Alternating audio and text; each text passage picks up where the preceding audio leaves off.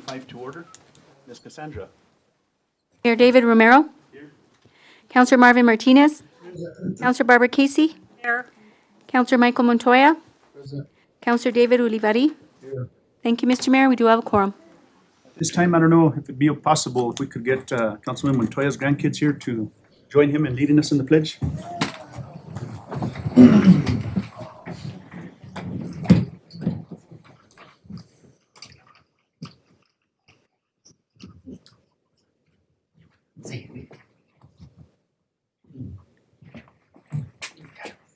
Councilman. Pledge allegiance to the flag of the United States of America and to the republic for which it stands, one nation, under God, indivisible, with liberty and justice for all. Councilman, lead us in prayer. Yeah. First of all, there's a lot to be thankful for. The city of Las Vegas has gone through a lot in 5 years, and we've survived a lot of challenges. We pray for all those that have died in our community. I believe the record-breaking deaths this last year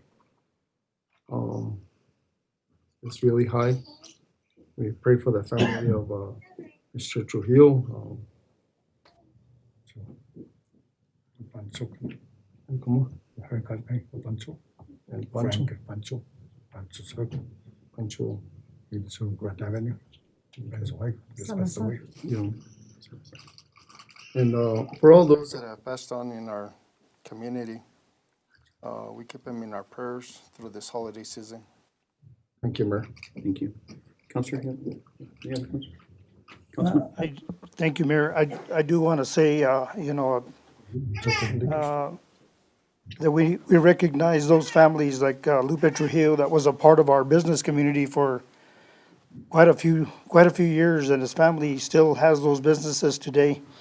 And also, just to state what Councilor Montoya was mentioning was Pancho Salazar and his wife. I don't know the condition of Pancho, and I understand that he's passed, but I don't know that for sure, so I don't speculate. But nevertheless, their families are going through tragedy, and we're hoping that at one point we can do something about the speed or just have a safety study in that area. So blessings to their families. Thank you. And one last thing. I know, Christmas and the holidays are something that, this will probably be the first gathering of families that maybe they lost an individual. So prayers for those that are going to be going through that, and continued prayers for our staff. We know the end of the year is always stressful, and you have to deal with work and all of us up here. But prayers for all of you guys. Mr. Mayor, Councilman. thank you. Another thing that we can pray and give these people in prayers, Pancho, he used to cut hair right here on South Grand. Him and his wife got in a bad accident on South Grand by the shop, and she passed away maybe 3-4 days ago, and he passed away today. And he's been a resident for years and years. He's cut hair for a lot of people, and just keep the family in prayer. It's awful because it's the holidays. Holidays hurt more than anything. Just keep everybody in prayer. Thank you. Mr. Mayor, I remember the name is Lupe Trujillo, one of our prominent business owners in our community. I couldn't think of his first name a while ago. My apologies. All right. Thank you, Councilor.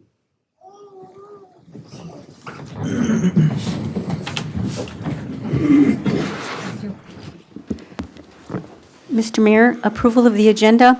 I do have one typo that I want to mention on business item number 2. It should state on there January 14th, 2026, not 2025. Thank you. And with that, I'd also recommend to the governing body if we could change my mayor's report to after councilor's report. With that, I'll entertain a motion. Mr. Mayor, Councilman. I move that we go ahead and approve the agenda with changes noted. Motion by Councilman Montoya, second by Councilman Martinez. All in favor? Aye. Aye. Those opposed, same sign. The ayes have it. Thank you, Mr. Mayor. Moving on to our public input. We have no public input this evening. So moving on to our councilors' reports. Councilors. Mr. Mayor. Councilman Olivari.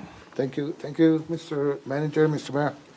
I just wanna say thank you to the staff for the beautiful lighting up at the Plaza Park. Really nice, people are they talk about it, they're real happy about it. They gives them a little bit of effort to go Christmas shopping. And they really appreciate what the city does for them and just the lighting, just the view, that they can walk out there at night and take a walk and be real cool about it and be happy. We always got to be happy for the holidays. We try to.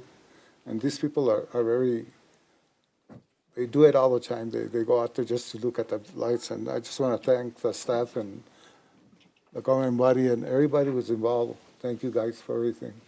Thank you, Mr. Manager. Thank you, Councilor.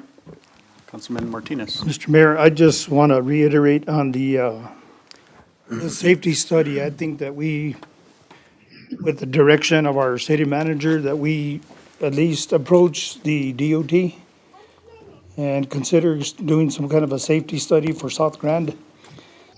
The past 2 years have been a little bit tough in that area because of some accidents that have occurred and people's lives that have been gone and taken. So I would just like to see if we can move forward on doing something with that. And I think you've already had some thought into that. Go ahead. Mr. Mayor, Councilman Martinez, we had some communication with the district engineer. We had communication with our chief, and we're scheduling a meeting, Walter Adams, also through myself as well as Mayor Romero. We're going to be having a meeting soon to talk about the past issues and future concerns. Chief, I know you have a few, and I know there's concerns out there, so could you just make a few brief comments? Yes, sir. Right now, currently gonna be pulling all of our statistics for the last 5 years, identifying those problem areas and seeing what kind of solutions we could bring to the table to have breaks in traffic or whatever might assist in that area to avoid any future accidents. Thank you, Chris. Thank you. Councilor Casey. Thank you, Mr. Mayor. I kind of lost my train of thought. I just want to thank the wonderful staff that we have in our community, all the people that work for the city.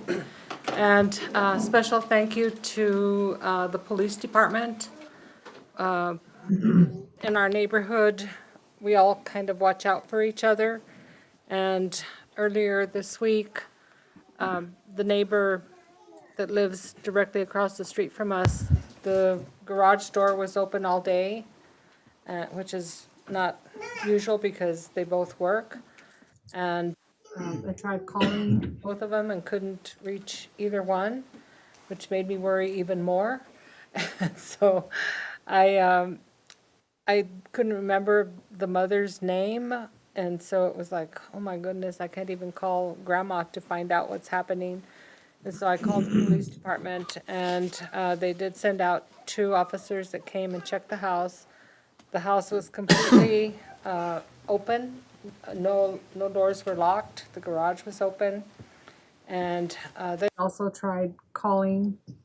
And finally, I got in touch with 2 of their friends, and they notified me that they were out of town.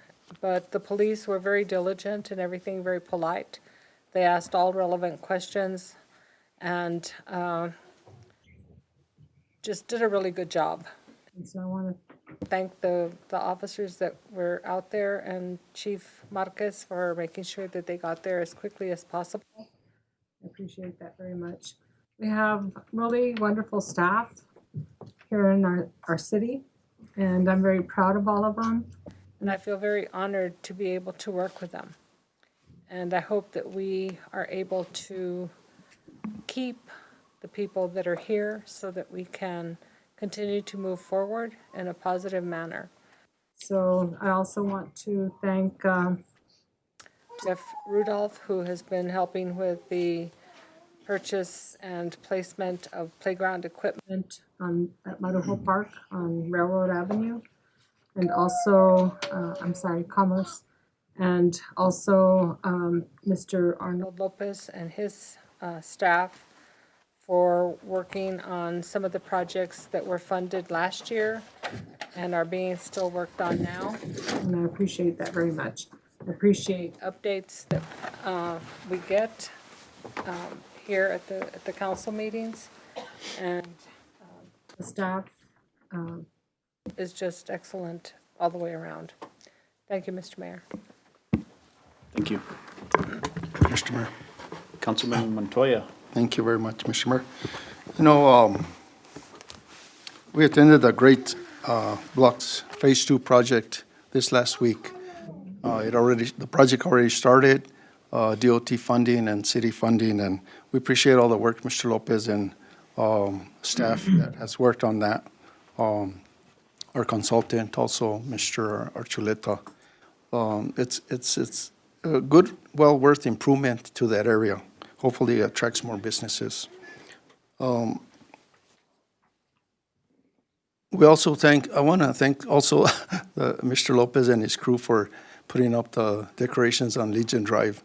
I mean, a lot of people utilize that street. I think it's a #1 use street other than Mills and 7th in our community. And it's well worth it. It's glamorous coming into town and just looking at a welcoming sign like that. Christmas lighting is very nice. Thank you. And Mr. City Manager, I do appreciate the training that we'll be attending this end of this week, Thursday and Friday. I think there's nothing more better than training for our employees, and I look forward towards that. Next item on the agenda that I have, Mr. Mayor, with all due respect and with your patience, I asked that this be on the record, and I asked it to be verbatim. And this will be my last statement in office. As you all know, I lost my reelection bid for council seat for 4 years, and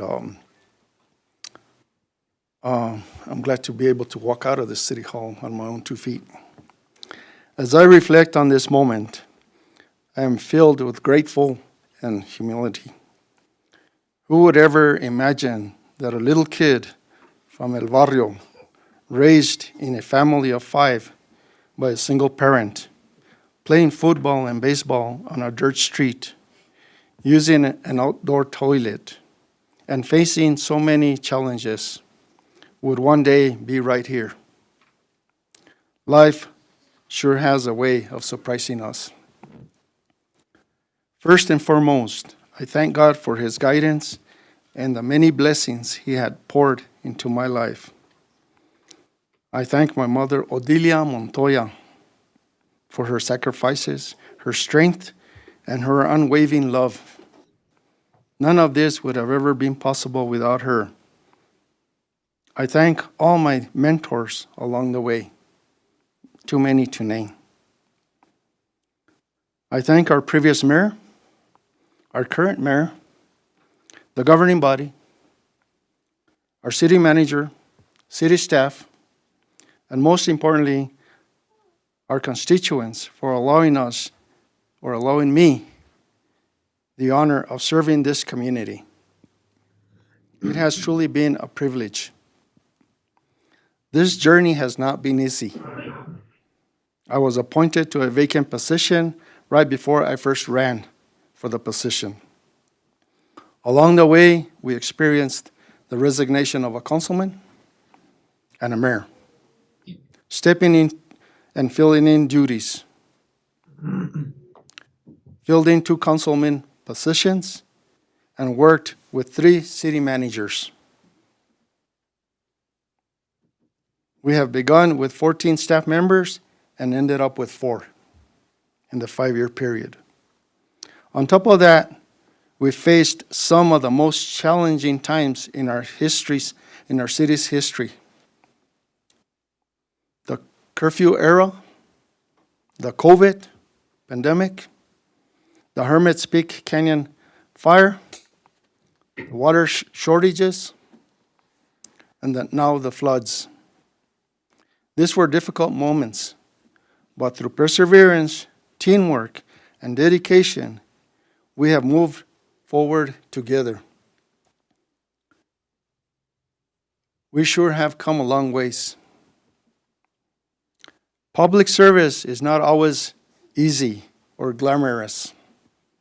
It requires a thick skin, patience, accountability, determination, courage, and a deep commitment to do what's right, even when that means making unpopular decisions or having to say no. Doing the right thing comes at a cost. But protecting our community and its investments must always come first. I am deeply thankful for all committee members, especially those that I have had the privilege to serve alongside with: the Airport Committee, the Finance Committee, the Utilities, Parks and Recreation, the Watershed Alliance, and the Tree Board. Your dedication and teamwork has made a real difference. As I enter this next stage of my life, I am grateful for every person whose path crossed mine along the way. Together, we can accomplish so much, like hiring 60 employees in just 2 months, addressing unacceptable closures at the Solid Waste Department, tackling backlog work orders, and navigating through staff challenges.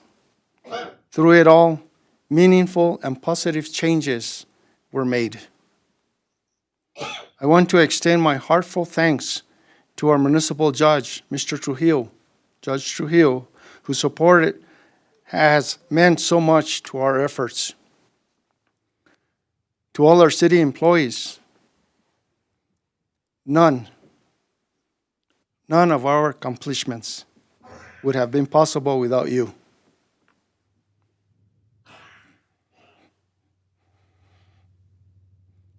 Thank you for showing up to work every day, for your hard work, commitment, dedication to this community. Your work matters more than what you know. To our city manager, your heart is in the right place, and I know how challenging your position is. I wish you nothing but success. Stay focused and continue serving with integrity. To Mayor and Council, these are difficult times to hold public office. I ask that you continue to serve as public servants, not as politicians. Stay committed, accountable, accessible, and focused on protecting our community and its future. Be true to yourselves. Do what's right and never lose sight of the city's mission. I am proud that many of the great projects we have worked on will continue. And I am excited for the future projects to come to flourish in. Presently under study, review, plan, and design, we have the water treatment plant, 3 additional water storage tanks, renovation of Peterson Dam, new animal shelter, new city hall, Great Blocks paving project, phase 1 of Commerce Street, reconstruction of the downtown area with an amphitheater on Douglas, reconstruction of the Gallinas River Trail to include a crossover on Mills Avenue for the safety of our publics. Keep moving in that direction, and we'll have a great city to live in. I thank God for my life and for guiding me to service. I thank my wife of 49 years, Geraldine, my greatest supporter, my rock, and my foundation. during my toughest of moments. I am forever grateful for my daughters Laura and Jeannie, my son Lorenzo, Igor, Desiree, and my 3 beautiful grandchildren, and my family. Thank you. Your love and your support has carried me through all of it. From the bottom of my heart, thank you all. My thoughts and prayers will be with you always. Thank you, Mr. Mayor. Mr. Mayor. Thank you, Councilman.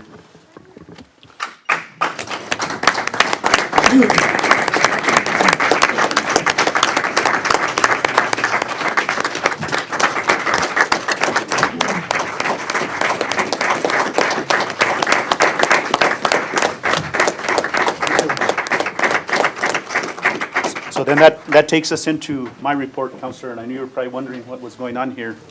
But Councilman, I just want to, first of all, give you this plaque on behalf of Mayor and Council and the whole City of Las Vegas staff. I'll read it off and then I have some comments. It says, with our deepest appreciation, the City of Las Vegas hereby honors Michael Montoya in recognition of his 9 years of service, support, and steady commitment to the people of Las Vegas. Muchísimas gracias.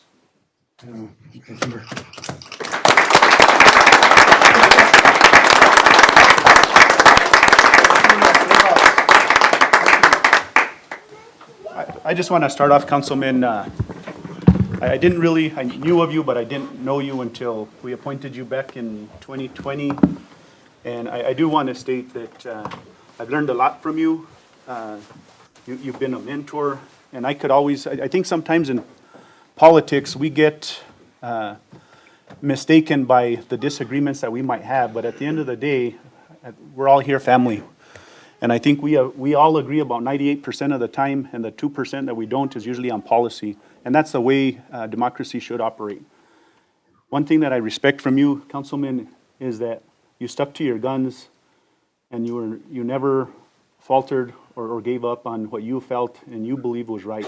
And I think that's, in politics, what we need to do more often, is that if you feel something's wrong then, or not right, then you stick with that. And don't, change depending on what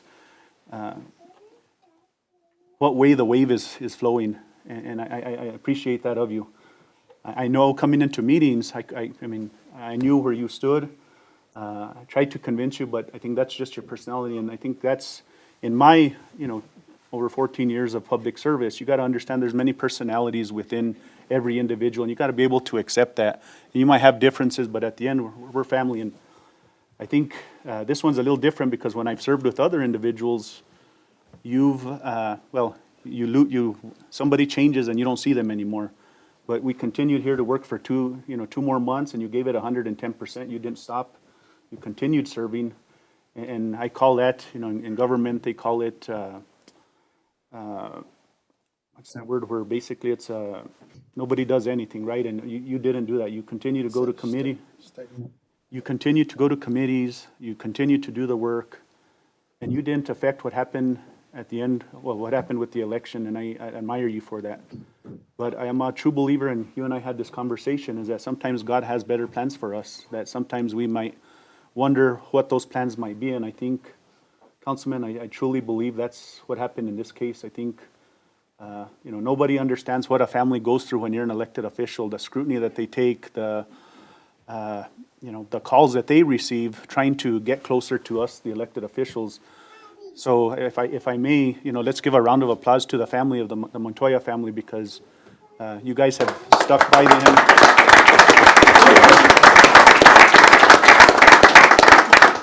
And I think that's what helps us as elected officials as we go, is family that supports you. Yes, we all have friends, but it's the family that at the end of the day, if you have your family support, no one can stop you, and I admire that most from all of you guys. So thank you, Councilman Montoya, for your service. I think before I allow any comments from council, Ms. Amanda, do you have an opportunity? Ms. Amanda Salas did have a little slideshow for you, Councilman. Okay. So do you mind playing that? Or?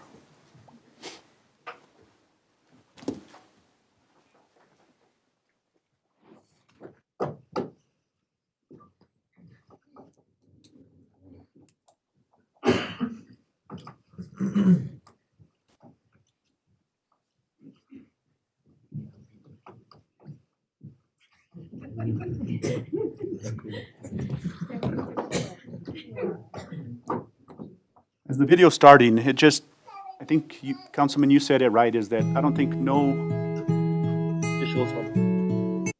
officials have been through the hard times that we have. You mentioned from COVID to floods to fires.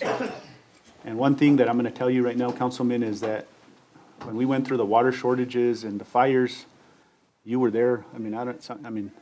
Sometimes I wondered, about us and the health that we were, what we were going through mentally, because you were there, 18, 20 hours, just as much as, our first responders. So, that says a lot when somebody's willing to do that, when we don't, as elected officials, you serve the community, but you went above and beyond. So with that,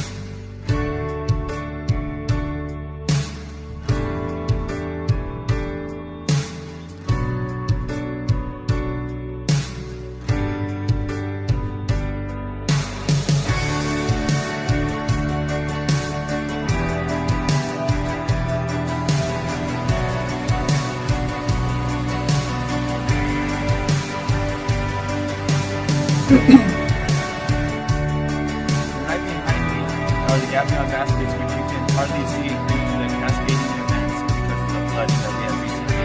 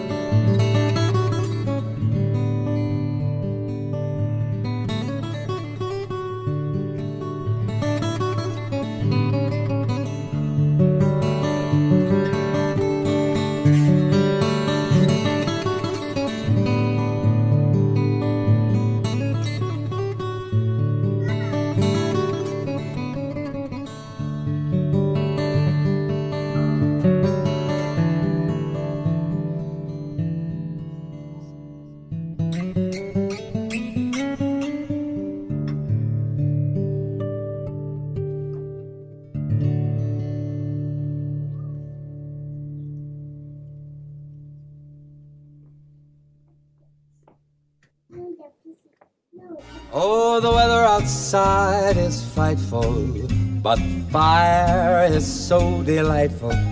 And since we've no place to go, let it snow, let it snow, let it snow. Now it doesn't show signs of stopping, and I've brought some corn for popping. The lights are turned way down low. Let it snow, let it snow, let it snow. When we finally kiss goodnight, I hate going out in the storm, but if you really hold me tight, all the way home I'll be warm. Now the fire is slowly dying, and my dear, we're still goodbye. But as long as you love me so, let it snow, let it snow, let it snow. Oh,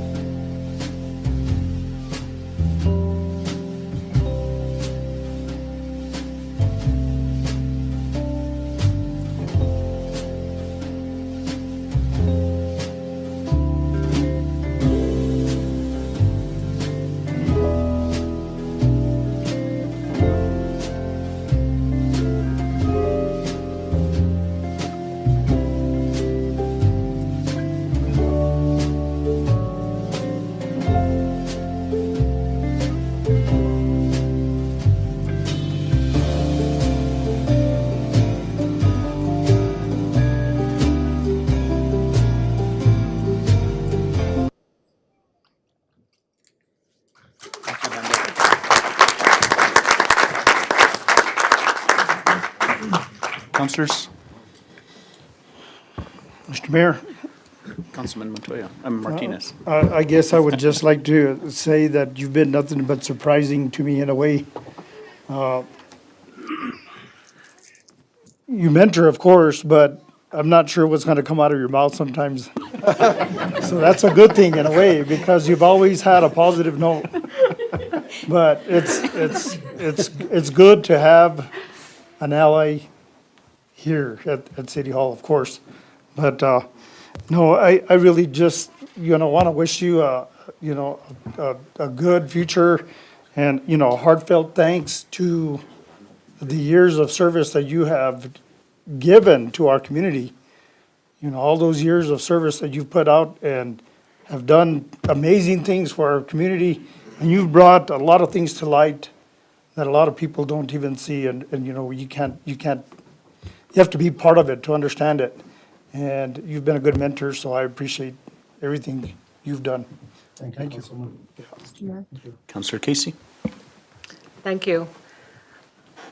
I still remember when I won the election to come back to the council after I lost for the mayor's position. And you invited me to go eat dinner at Pino's. And we both, I think, ordered red chili enchiladas.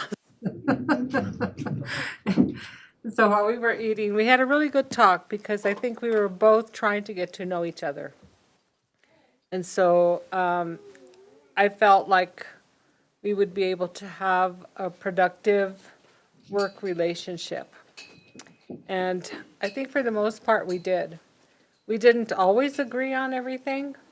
And there were times when I think both of us may have not been too happy with each other. But still, we treated each other with dignity and respect. And I appreciate that very much from you. And now that you are leaving, I just want to wish you the very, very best. You've dedicated a lot of your time, energy, and effort to the city of Las Vegas, and I know that you, deep down inside, love Las Vegas, and you did the best that you were able to do in the position that you have. And I want to thank you for that. I'm sincere in what I'm saying, and I do wish you and your family the very best, and may God bless you all abundantly now and in the future. Thank you, Mr. Mayor. Also, Councilman Villardi? thank you, Mayor. Thank you, Councilman Montoya. I've been here for quite a while. The staff, he's a good man. We all learn from each other. We all have bad days, good days, but we get things done. And he's got things that he made things get done, and we've had work together. We see each other in the eyes and say why or why not or what we do, but you know what it is? It all comes to one thing, the love that we give this small city, a beautiful city. He's been here all his life, him and his family, and it takes a lot to come over here and do what we have to do and to coordinate everything that we have to coordinate with the city manager and the council and the staff. It's beautiful. And he stand up to the rights that he does.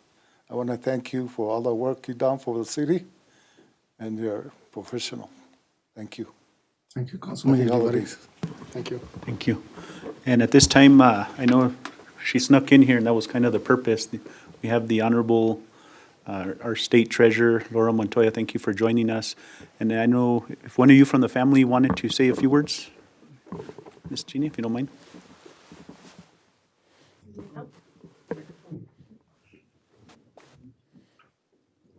Or here's a microphone that we.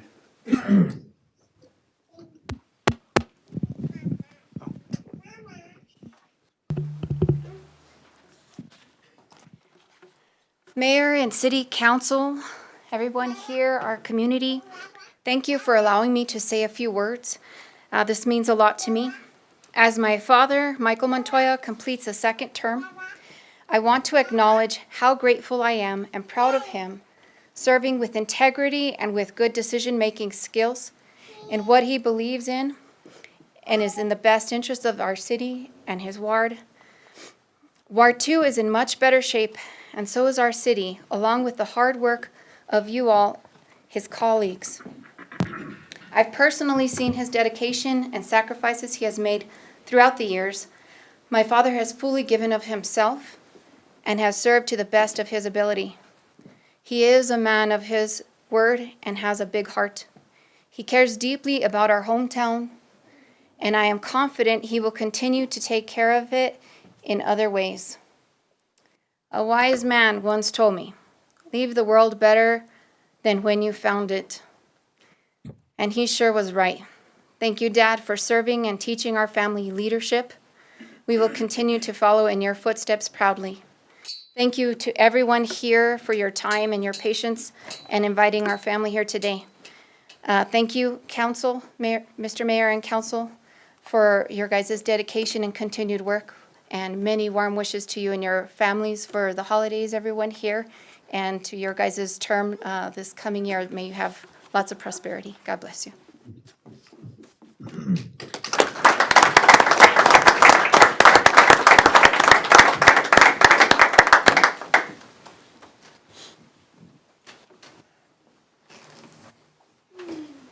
You know who the politician is in the family when they sit. Just kidding. Good evening, Mr. Mayor, members of the council, beautiful Las Vegas County City Manager, mom, uncles, and aunts, and children. Obviously, you know that my dad's going to be very busy with these, hi, honey, these very big grandbabies. Dedicated 9 years of service. And in that time, watching this video makes me realize how resilient our community is. And I am so grateful to not only be the daughter of Michael and Geraldine Montoya, but to be the daughter of Las Vegas. My dad and my mom always taught us that God is first, and that family is second, and service to community is third. And my dad used to always come up with weird sayings, and you guys have all heard them. You never know what's really going to come out of his mouth. But there was a time where he would say, "You never let your right hand know what your left hand is doing." And I thought, that doesn't sound right for a transparent government and counselor. And what he meant was, when you're doing good service, and he said, you know, he quoted the Bible, and I was like, where did Jesus say this? And what he was saying is that when you're doing acts of kindness and goodness for people, you never tell someone else to boast about it. And so I had to learn through other people when, for example, the late Henry Sanchez was here, that they were cutting wood for elderly. Or when somebody needed piping or plumbing and they couldn't afford it, he would go out there and try to get something done or find someone else to do something that he didn't have the skill set to do. You always can see who a person is in the biggest trials and tribulations that they fall through, and how they respond to them. And the mayor mentioned it very wisely, and so did a lot of the videos.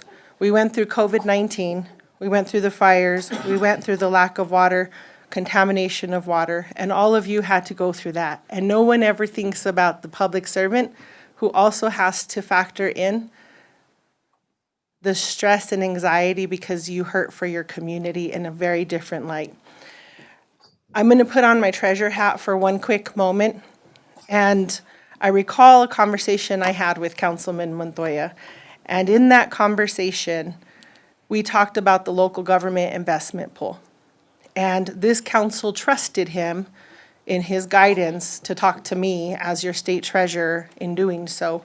That $113 million in contributions that was put in the local government investment pool in September and October of 2024 has now made $5,978,285.41 with an average yield of 4.47 with over almost $400,000 every month.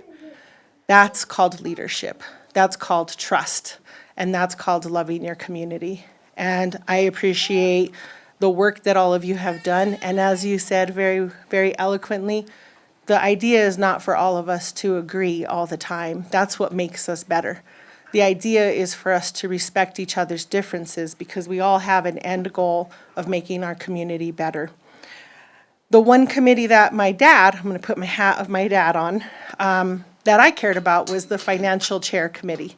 And that's because my dad, if anyone knows, I have said, my dad knows how to make $1 out of 15 cents. And he can sell snow to an Eskimo. And so I'm very grateful for the skill set he has given me. You guys mentioned it earlier on that he's firm in his convictions and has always told us as his children, you can do whatever you want to do. I don't think he knew I was going to take it to this level. But the idea of always giving us endless opportunities and mindset to strive for better, for our community, for our children, for our families, is something that I'm very proud that my dad has done. And so I would, before I read something special to you all today, I would just say to my dad, Councilman Michael Montoya, you gave this city your time, your energy, and your heart. Titles may change, but purpose does not retire. Your service shaped lives, and it continues through every person you've mentored, every policy you've influenced, and every community you've strengthened. And though we didn't name their names, my dad, with his brothers and sisters, which many of them are in the audience today, Auntie Becky, Uncle Manuel, our Auntie Margaret, my Nina, Sylvia, can you guys stand for a second? I want to give them a round of applause. My dad's dad died when he was 2 years old. Mommy. Go in, Nana, real quick. I love you too. So for a man to be without a father and yet be such an amazing father to his children and to be such an amazing husband to his wife of 49 years is a tremendous contribution in itself. And I want to also, because I would be remiss, because all of us have a nucleus. My dad is great, but he's great for a big reason, and it's because of my mother. So I want my mom to stand, Geraldine Montoya.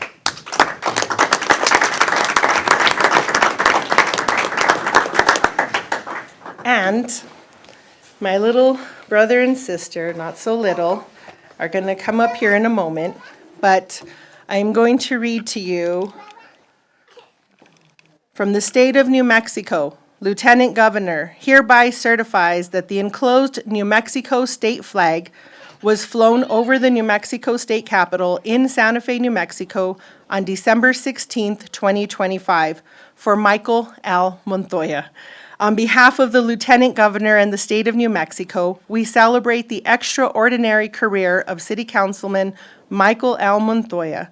He is honored for his dedicated civic service to the community of Las Vegas and the state of New Mexico during his tenure from 2002 to 2006 and 2020 to the present. He provided steadfast leadership for the city of Las Vegas through the challenges of the COVID-19 pandemic and the devastating fires that affected San Miguel and Mora counties. His many years of public service have left an incredible mark on the safety, resilience, and growth of his community. We extend deep appreciation for his many years of service to the state of New Mexico, signed and sealed at the Capitol in the city of Santa Fe, David Pacheco, Capitol Assistant Building Superintendent, to attest to the flag, and Howie C. Morales, Lieutenant Governor. Thank you all for taking care of my dad while he was here, and thank you for giving him back in one piece so that he can enjoy the rest of our family, my mom, and his grandbabies. Thank you.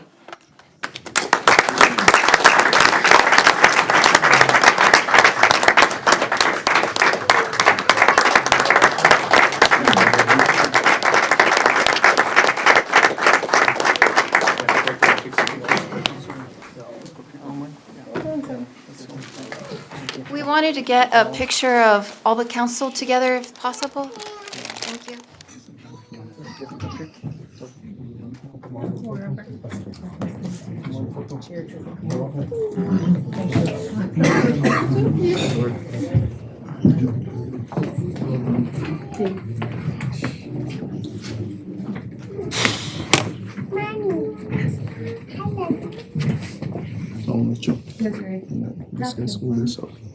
I think the state treasurer can be in this picture. Is that okay? Yeah. We bring your mom in, because I think she's, Yeah. She's going to send by. yeah. Very good to see you.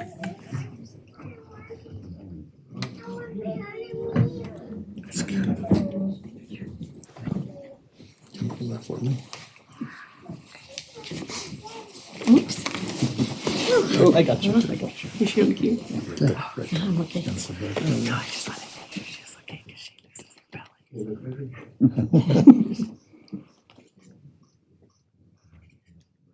Thank you. Thank you. Thank you. Thank you, Mayor.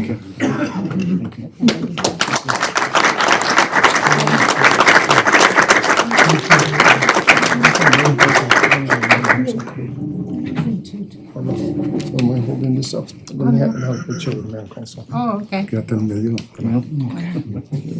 Letra, there you go.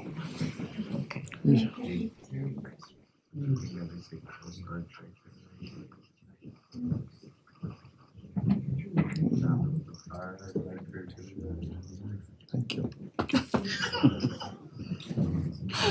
I heard that. Mr. Manager, you have a few words? Thank you, Mayor, Councilor Montoya. I think the first thing that I want to just briefly say is that you started with family, and you talked about your mother, and you talked about your siblings and where you came from. And the whole discussion followed that suit and that vein, and I would just say that we've worked together for many years. I've known you for many years. I've known your family for many years. I had the privilege and honor to work under Adjutant Secretary Montoya under the Richardson administration. I've had the privilege and honor of working alongside your daughter in various areas and capacities in my time in local government. And so that speaks volumes, all that was said here today, the people that were here, your family, your family, your family. I thank you for your work ethic and your passion to what you do day in and day out. You say what you mean, and you mean what you say. And those isms, those Councilor Montoya isms will never stop coming through the discussions because through tenuous discussions, they always kind of broke the ice, if you will, and kind of took the tone in a different direction. And so I respect you. I respect your family immensely, all of them, each and every one of them, and the successes that they've all had. And I think what sums it up most is what your daughter said at the end, the advice, God, family, and your responsibilities in that order. And so thank you so much, and we wish you nothing but the best. I wish you nothing but the best. And, you know, you said something a few weeks ago, and we laughed in here for a long time, and then after, and you said, you know what's got to go somewhere. And you know what? You taught us all, you got to learn when it does. You better be able to build a culvert or a diversion and figure out how to get out of the way. So stay focused. I appreciate the advice. Good luck to you in your endeavors, and I know you won't go away because you're committed to the community and helping see this city and the state thrive. Thank you. Councilman, I just want to say a few things, to the family. I know we still have a regular meeting to finish here, but we did get some cake. So if you guys don't mind sticking around, we'll have some cake. And so, Councilman. Mr. Mayor, I don't know, I don't mean to have the last word here, but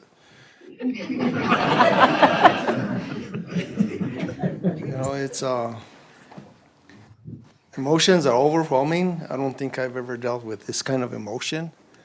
The love of this community. So many people have touched my life. People that aren't here today.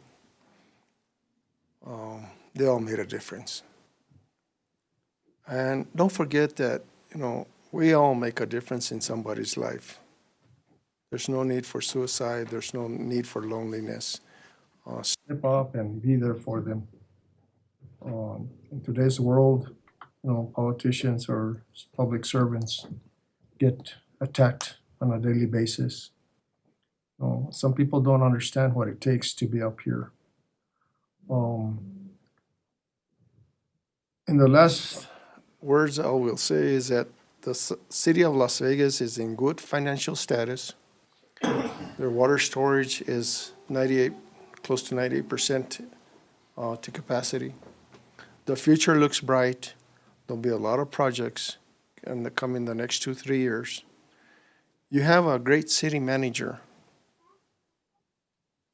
that can lead this city. You have a great mayor, and you have a great council that I have no doubts in that will keep in that direction that we've been the last 4 years. But like I mentioned at the beginning of my notations, was that without the directors, the employees, we are nothing. Thank you all, and God bless you. Like I said, I really will keep you in my prayers. And thank you for tonight. I mean, I wasn't expecting any of this. I mean, it was like, oh. And then thank you, Amanda, for that video. You know, that's the tip of the iceberg of what we've gone through in 5 years. But, you know, keep praying for Mayor and Council and for the city of Las Vegas to be prosperous. Thank you, Mayor. Thank you, Council. Thank you, Counselor. Mr. Mayor, moving on to our next item, we have our police chief's report. We have our police chief, Caleb Marcus.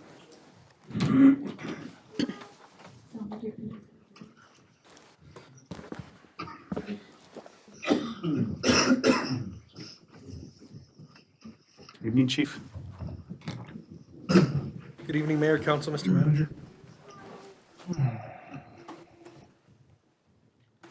It's going to be an overview of our November numbers.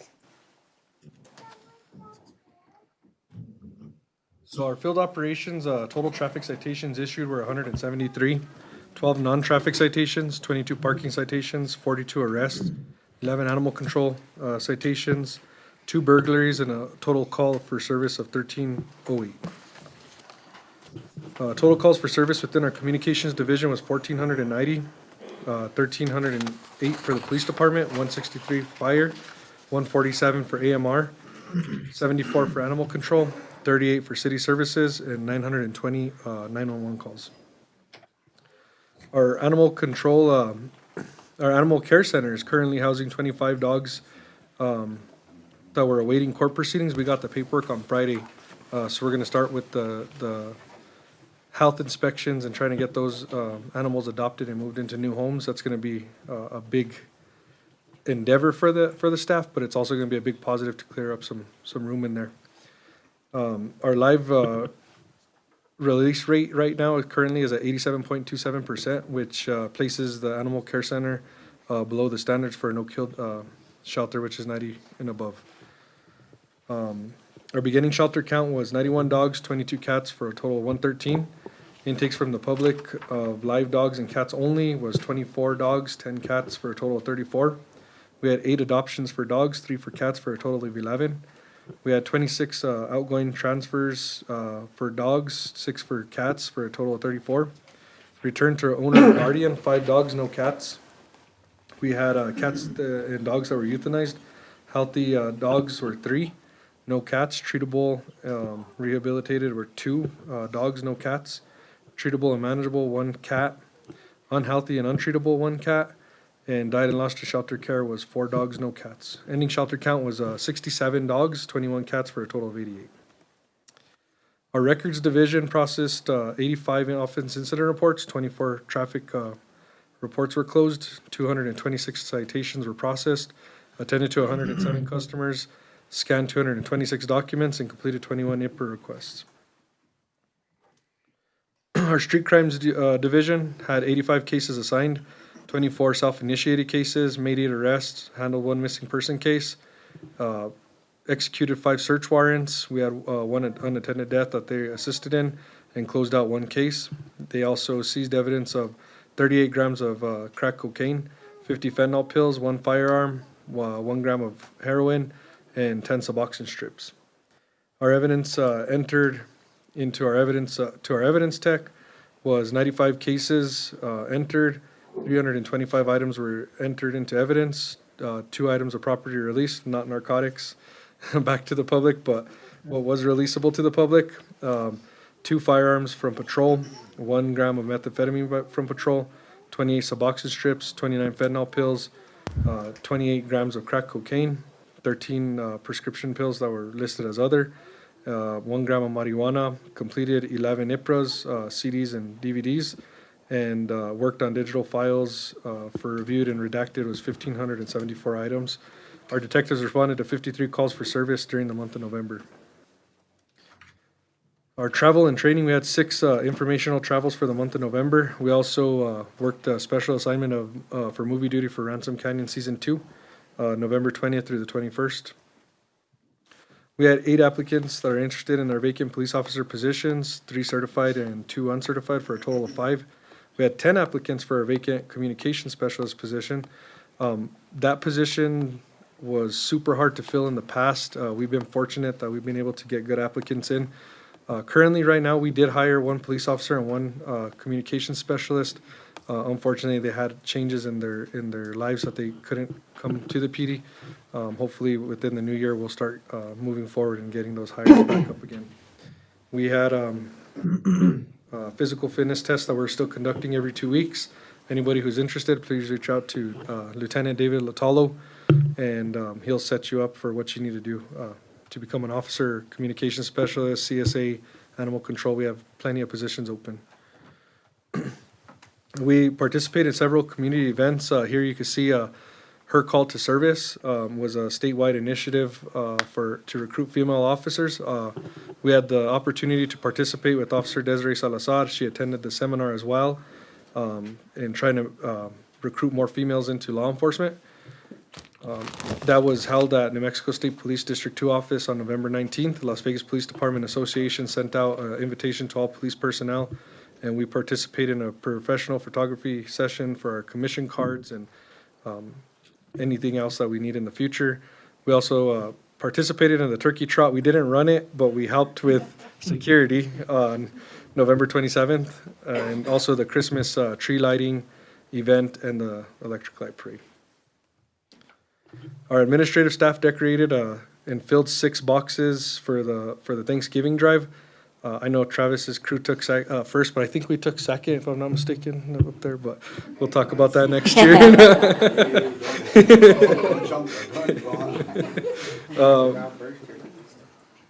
And our vacancies, we have 1 police commander, 1 police lieutenant, 2 police sergeants, 2 investigators, 1 narcotic sergeant, 1 narcotic agent, 5 police officer positions, 2 community service aide positions, 1 communication specialist full-time, 2 part-time, 1 communication manager, 1 animal control officer, and 1 violent victim crime advocate. Our numbers are down from what they were last year. We're hoping to, at this time next year, have these in the single digits. So it's a big push and initiative that the department's making. And that does conclude my report. Thank you, Chief. Councilors? Mr. Manager? Everybody? Mr. Manager, I have a business in south end of town, and I've seen quite a bit of accidents there.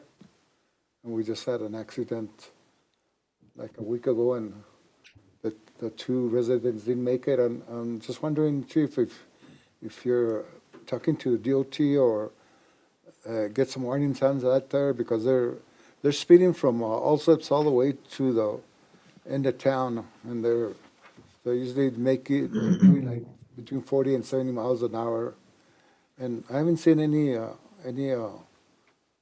your staff out there in the morning, especially like, I know you're busy and your staff is busy, but they start using that street like between 7:30 and 8:30 and in the afternoons, and they're speeding a lot. And we had bad accidents there. We almost live right in that corner. We maintain our business there for a long time, but I've seen a lot of people not make it, and I'm just seeing if you're working on that area. So we did speak with Mr. Walter Adams, and we're going to be running a study of our numbers and crashes that we had for the last 5 years. We're going to be meeting with Mr. Adams and then hopefully meeting with the full commission, seeing if there's any, there's really no stops from Grand and Jackson all the way to Santa Fe if you hit the highway within that area. So it's a long stretch of traffic. We have some ideas of what we would like to implement and see what the DOT recommends as well, and getting on the same page and moving forward on something. Thank you, Chief. Thank you, Mr. Mayor. Thank you. Thank you, Chief. Thank you. Mr. Mayor, moving on to our next item, we have our finance report. We have our finance director, Mr. Morris Madrid.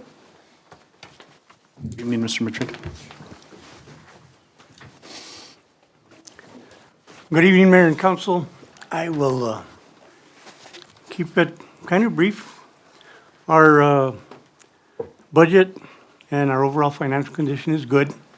I just want to explain a couple of anomalies that are on the report in case there's any question. In our general fund, on the revenue side, our property tax looks low. We just got a large distribution from the county after the date of this report. So we're getting caught up on those. The distributions have been behind historically for the last year and a half.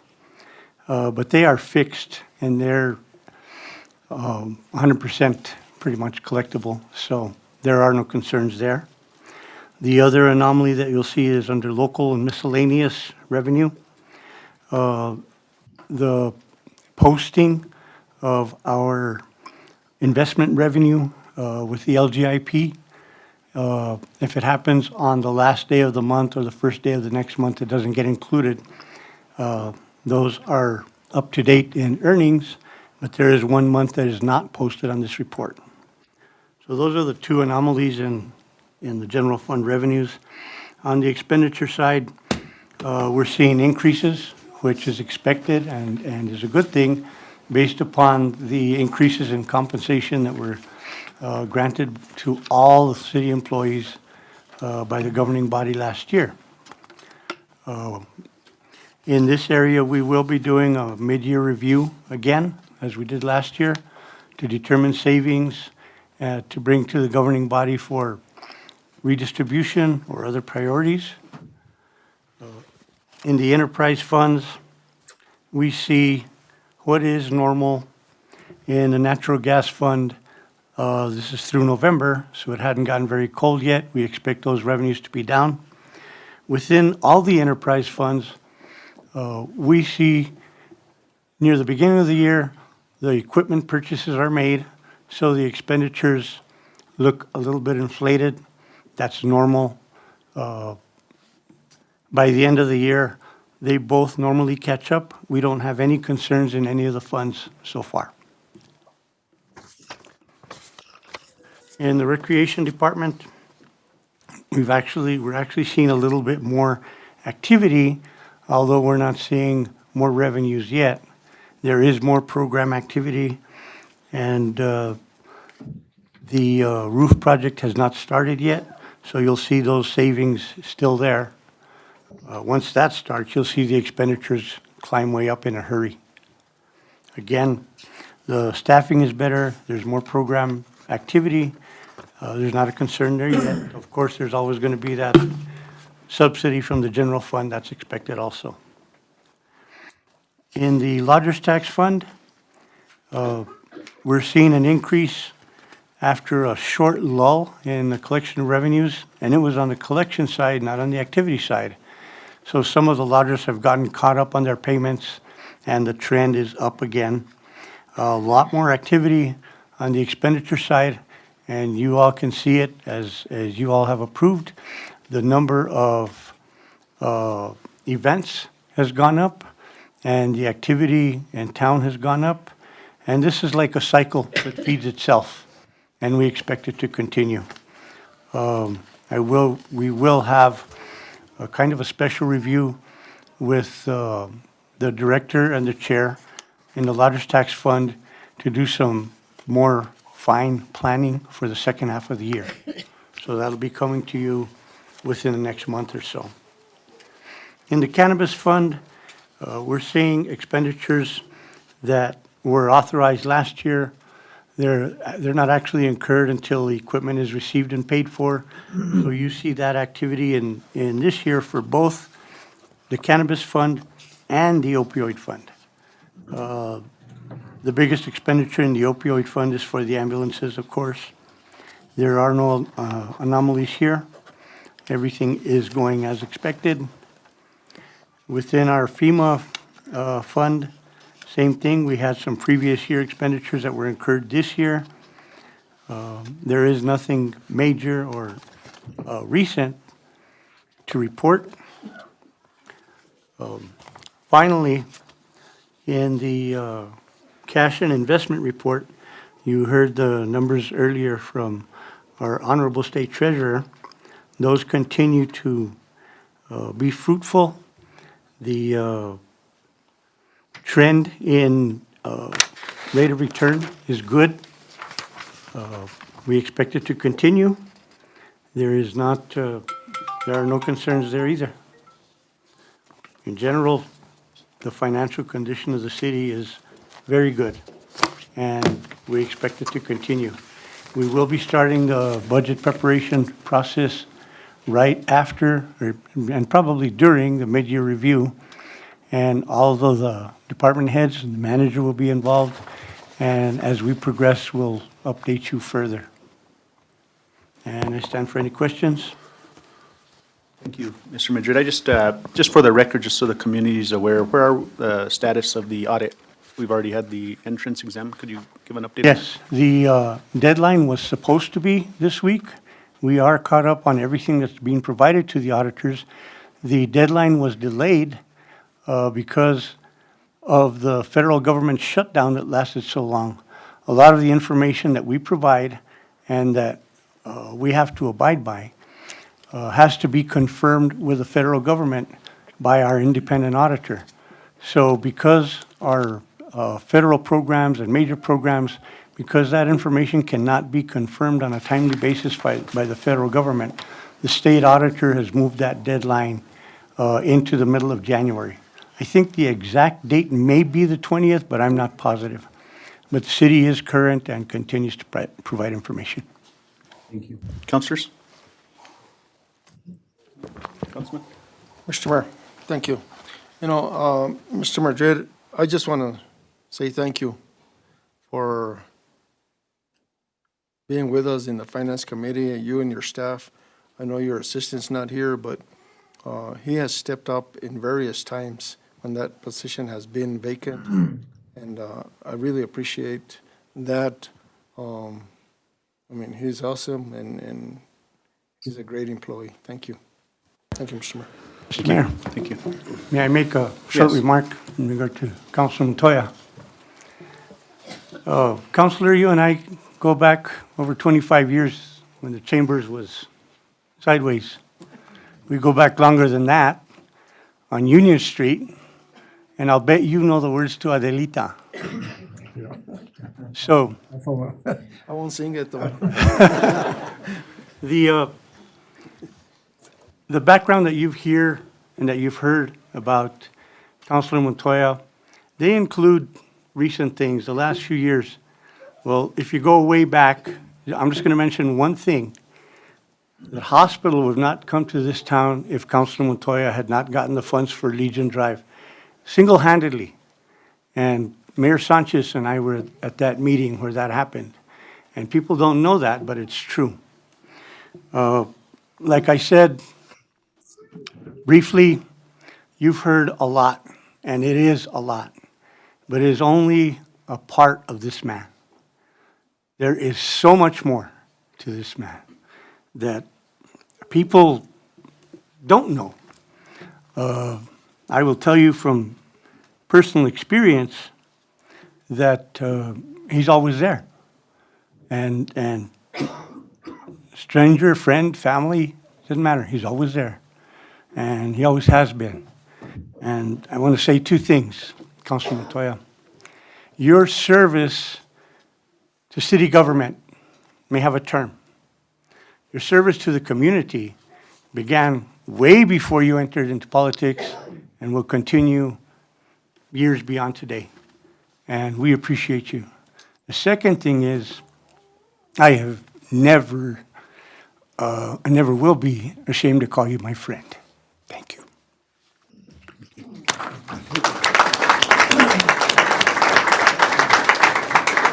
course, Mr. Nye? Mr. Madrid. Mr. Manager?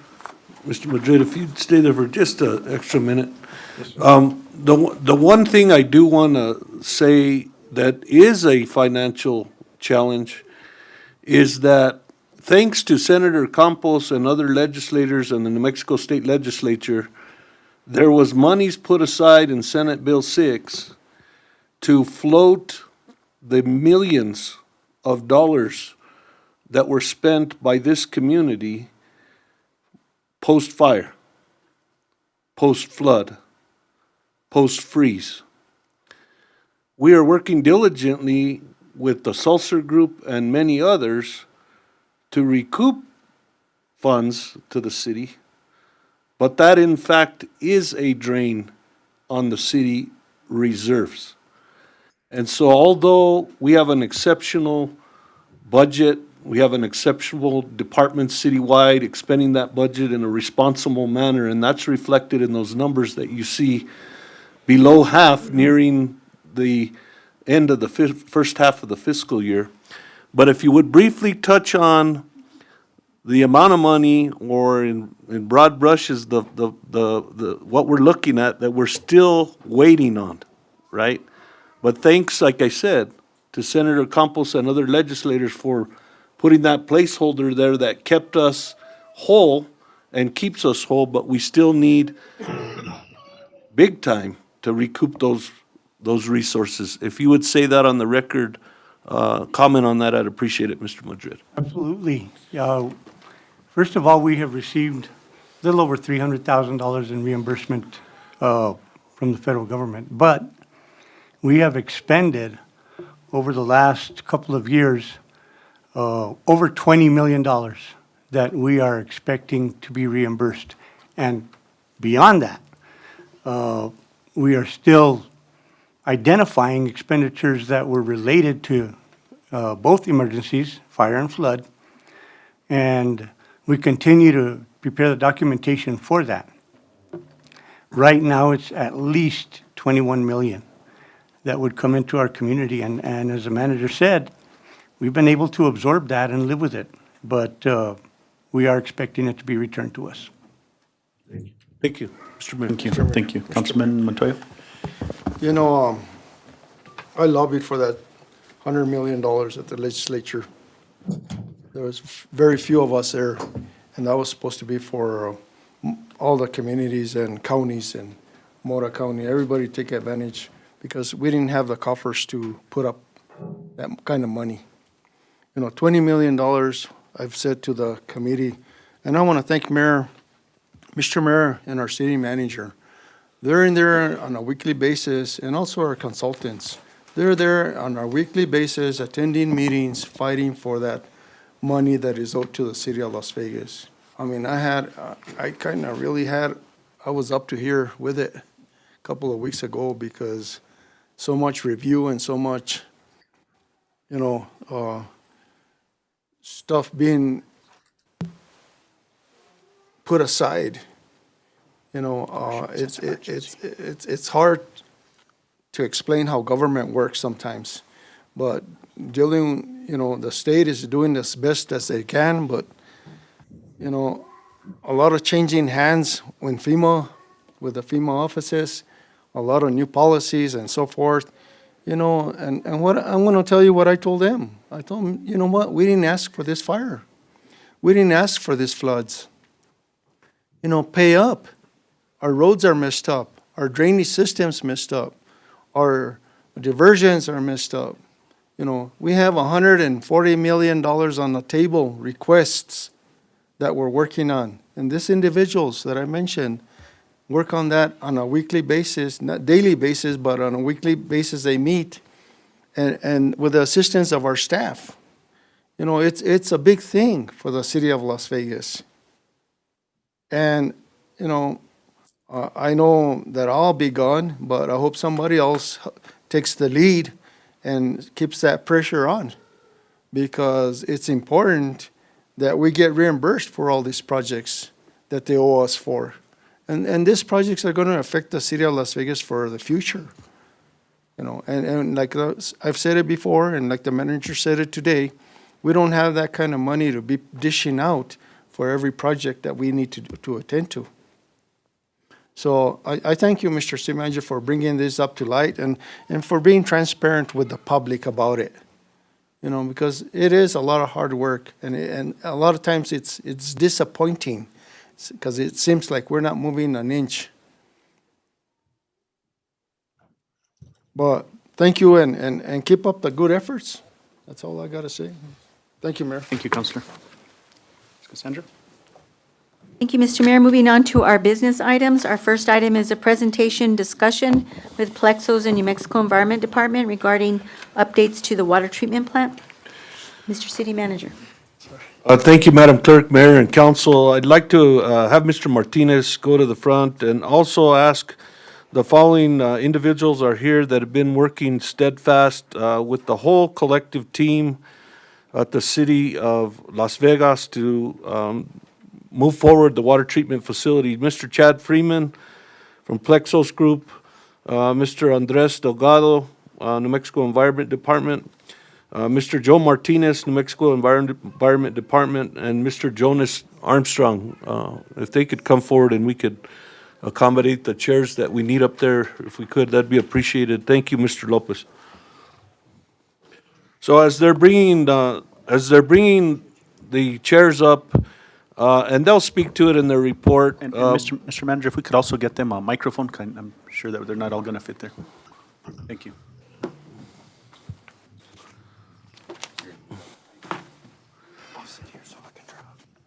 Mayor and Council, I'm going to have some additional comments, but the simple point I want to make is that there are dozens of people that have been working on this particular project, and our team has been part of that development of the project day in and day out.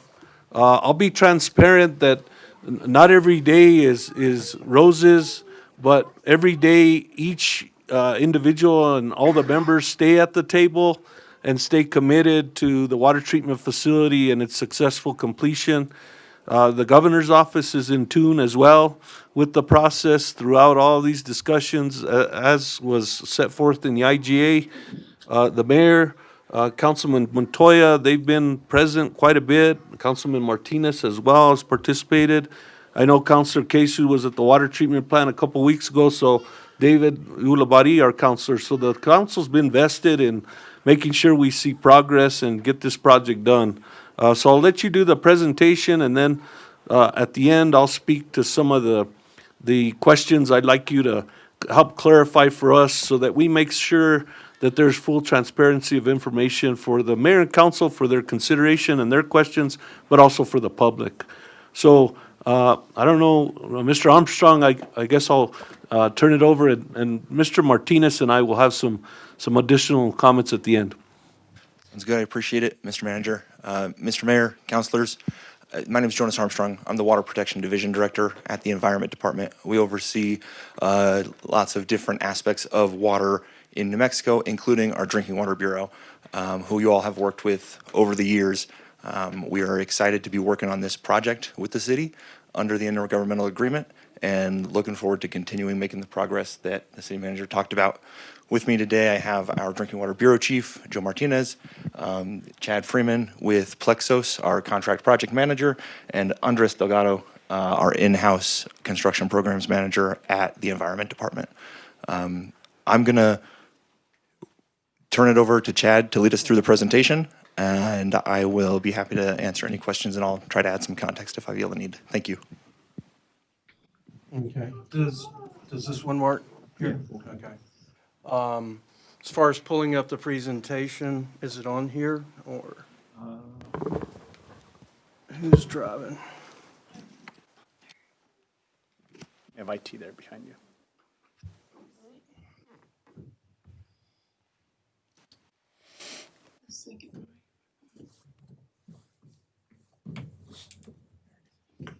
Okay, thank you. Can you hear me? Everybody Yes. hear me well? Okay. So the first couple of slides in this presentation are basically giving you an overview of what we've been doing. I don't think we've met since, what, was it maybe August, September, something like that. During that time, we were doing a lot of discovery. right? We were looking at past files and drawings and historical records. What we've done over the past past 3 months, actually, if somebody can help me drive this thing, I'll switch to the next slides. But basically what we've done is we've done a lot of analysis. We've done like 810 water samples. We've done a lot of surveys. We've done some topographical surveys, stormwater runoff surveys. There's been a lot of engineering that's been going on in the background. This is just a sample that you see up here of some of the activities that have been going on. There's been a lot of activity on site, probably 10 times that amount off-site with engineers, lab analysis, and things like that. At any time, feel free to stop me through this. Right here in the second slide, I apologize for it being so small. However, this is we put in a decision model, which is basically, as we work through these samples and things, this kind of shows you we did these samples, which drive us to other activities that we have to perform. All of this is going to be for the baseline of your new water treatment plant. This creates a basis for the engineers to design the size of the plant, the size of the equipment, the type of equipment that we need, which in turn will lead us to the process train, which at that time we can develop schedules, we can develop estimates, and we can look at the footprint. We'll get into the footprint of the site that we're looking at a few slides down. Right now, where we stand is we have a design build contractor on board, Burns & McDonnell. They're a local engineering firm to New Mexico. They are currently working on the design phase. We're working on the 30% drawings. We anticipate being at 30% by March. We have just got approval for the process train, which I'm going to show you in a little bit. And we think that we have actually nailed down the final site location. There were originally 3 sites that we looked at, so through this process, we've narrowed it down to 1 area, right? And I'll explain when we get there the factors that drive that. We've provided an overview schedule for where we're at, where we think we're going to be through Q4 of 2026. It's unfortunate we just got our first developed full time frame schedule from now all the way through commissioning at the end of construction. We'll probably release that, Robert, to your group sometime late January, but we will definitely review it with you before then, okay? Let's see. All right, the important piece here. This is the process train that everybody has selected. We work together with the city, with the state, with Joe's department, many engineers to select this process train. It was a 3-step process that we went through to select this train. One was a non-monetary value criteria. It was a matrix that we put together. We worked with the city. What is the most important thing to the city, the people of the city, and the state of New Mexico? So we checked those parameters. We were able to narrow down 3 different process trains that would meet that goal. When we looked at those 3 process trains, we then looked at what is the easiest and the most economical to construct and what is the most economical to operate. After looking at all of that criteria with Travis, your group, and everybody that's sitting at the table here, this is the process train that we decided on. This is the site location that we thought was probably the best option for the new treatment plant. I think many of you may have seen, and can I walk up to the screen so I can show you a couple of things? You don't mind taking the mic with you? Just, we get a listening audience, so sometimes they can't hear. So when you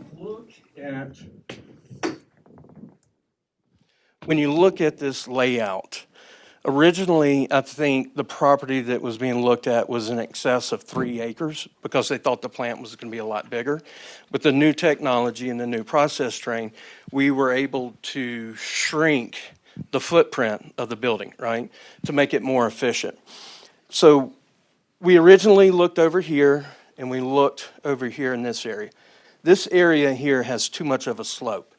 I think it's like 250,000 cubic yards that you would have to take out to build a plant there. So it would be very costly. We looked over here somewhat better. It was around 50,000 cubic yards that you would have to remove. We finally looked at this location here. There's less work that has to be done to put the plant in this location. Do y'all have any? Yes, ma'am? Where is it in relation to the current plant? Right here, it's right next to the current plant. So if you're looking at the plant, you look to the left, it's in this area, right here. Thank you. Another good thing about this area is this land is already owned and operated on. So we're thinking we might get some relief when it comes to permitting. If you go into new territory, then we're working with federal permits, and that may cause delays. Any questions? Good?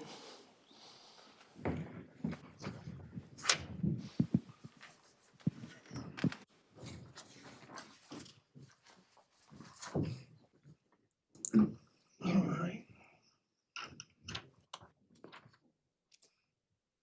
So here we are with our last slide, and basically this is to let you know where we're going now. Between now and March, these are the big activities that we're looking at. The major one is, since we're doing a design build contract, are these early equipment packages. So we're working to try to get these packages out because they're long lead equipment. The sooner we can get these packages on the street, the quicker we can start constructing.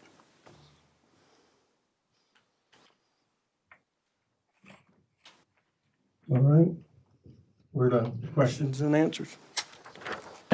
Mr. Mayor, I'd like to have Travis, if you would grab that microphone for a piece, and we can talk a little bit, so that we can provide a framework. I'm going to ask Travis to provide some background on the compliance responsibilities, and I'm looking at Mr. Martinez right now, that Mr. Martinez, Travis Martinez, deals with on a daily basis at Drinking Water Bureau, and as does every other entity that deals with water treatment and processing. There's state and federal laws that govern responsibilities associated with us as operators of water treatment facilities.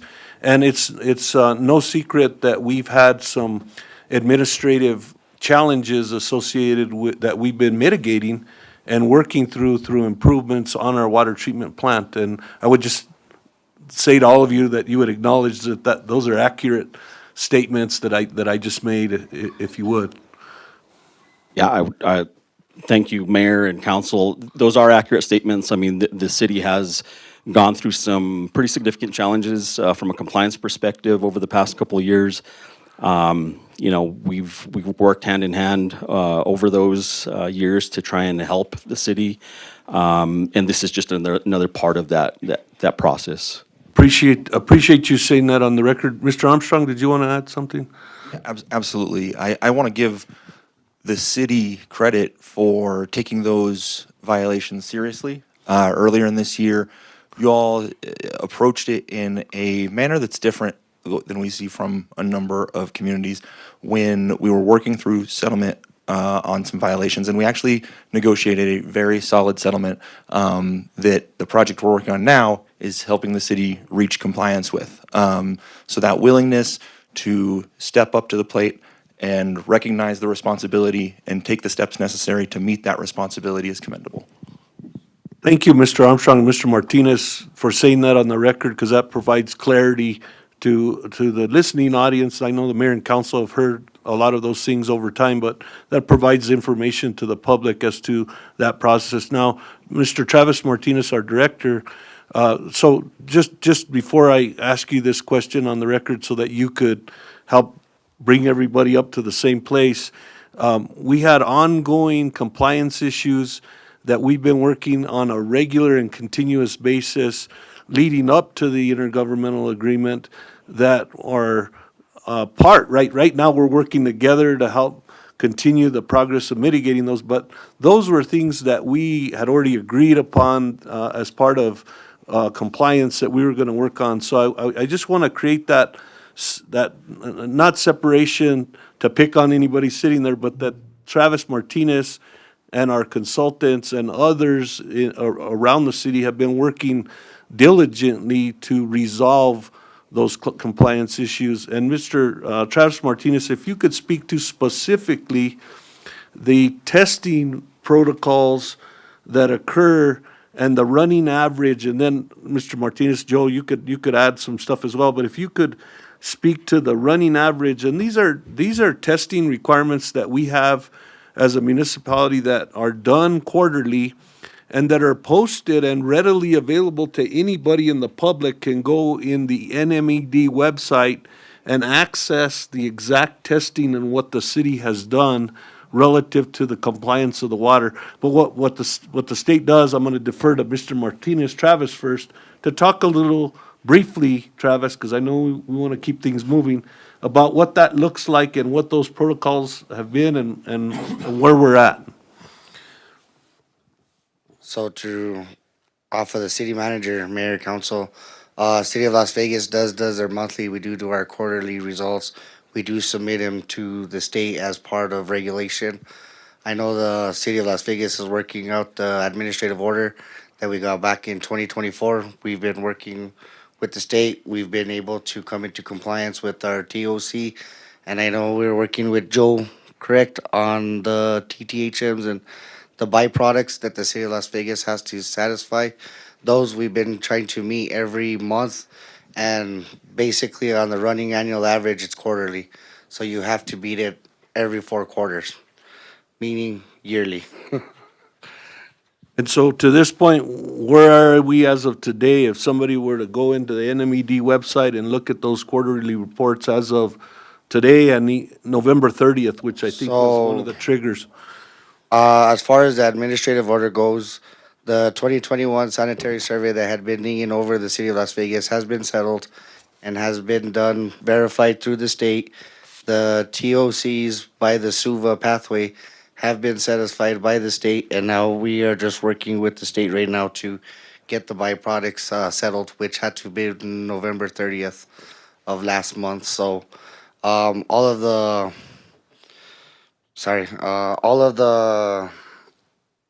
results and everything are within the state NMED's compliance, and anybody can access them as long as they go to San Miguel County, Las Vegas, water, and they can read the results for themselves.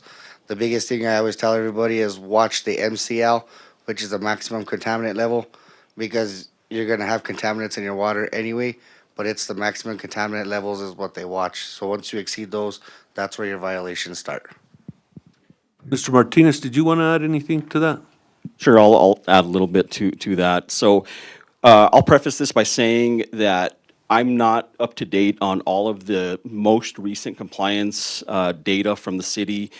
And the reason for that is because our department reorganized, and so compliance is no longer under my group. That being said, I do work very closely with the compliance group that is overseeing the city right now. And I know that the city and our compliance team meet regularly to discuss these issues. From a broad perspective, there's a lot of sampling that the city has to do to show that they're in compliance with the state and federal drinking water regulations. There's monthly E. coli samples that the city takes. They submit monthly reports on how their water treatment process is in compliance with the federal standards. Samples are taken for metals and other regulated contaminants on a frequent basis. It just depends. There's different schedules for those sampling. As far as the disinfection byproducts, those are taken every quarter, and compliance is measured on a running annual average. And I know that the city's been working really hard on those things. Going back to the treatment plant, during the process of trying to develop what the treatment plant process train would look like, we were taking all of those things into consideration to make sure that the plant that is going to be constructed is going to be able to manage and treat for all those things that the city is currently struggling or has struggled with in the past. Thank you, Mr. Martinez, and I appreciate the patience on the time, Mayor and Council, but I think it's important, very important, because what this discussion quantifies is that there's been a process that the staff has gone through and under to assure clean, viable water within the testing requirements, that we are in the last quarter review on a couple of those, but overall, and I'll say this, I respect that you haven't looked at them, Mr. Martinez, but I know our team has. And the other thing that we've done as part of this recommendation or this discussion that's happening today is that we also reached out to some of our longstanding partners with the Sulcer Group and Dr. Howe, who's keenly aware of process train work and testing. And in his discussions back and forth between the group and his articulation of his thoughts of the process train, there was actual specific data that he looked at just recently in recent weeks that basically confirmed what I'm saying and what Mr. Martinez, our water director, has said, that we've fulfilled those obligations, submitted those testing numbers, and they're readily available to the public and are posted on the NMED website. And so we also did some extra due diligence on that.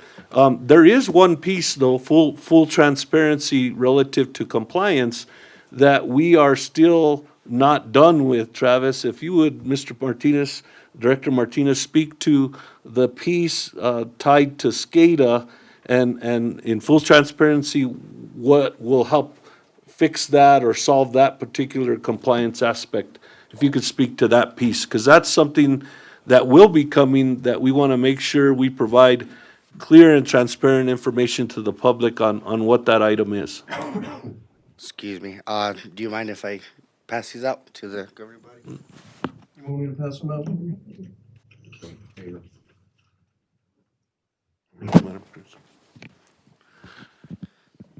So what's being passed out now is gonna be a notice of violation that we did get for the 2024 sanitary survey. And this leads all the way back up to two violations. One is inadequate treatment plant failure alarm / auto shutdowns.